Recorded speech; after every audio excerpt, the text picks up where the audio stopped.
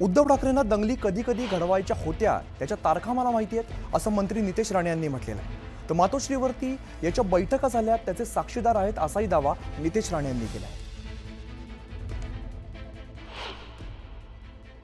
दंगल घडवणारे यांचेच लोक आहेत।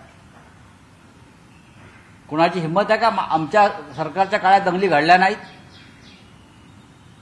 कधीच घडल्या नाहीत। मनोहर जोशी मुख्यमंत्री असताना दंगल घडली नाही, नारायण राणे मुख्यमंत्री असताना दंगल झाली नाही, माननीय उद्धव ठाकरे मुख्यमंत्री असताना दंगल घडली नाही, किंबहुना फडणवीसांच्या सरकारमध्ये शिवसेना असताना आमचं एकत्र सरकार असताना सुद्धा दंगल घडली नाही।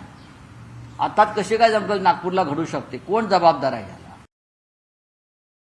अहो, पण उद्धव ठाकरेला दंगली केव्हा कधी कशा घडवायच्या होत्या याच्या तारखानुसार मी सांगू शकतो। मातोश्रीमध्ये कधी कधी बैठक झालेले, त्याचे काही माझ्याकडे लोक आहेत जे तेव्हा तिथे उपस्थित होते।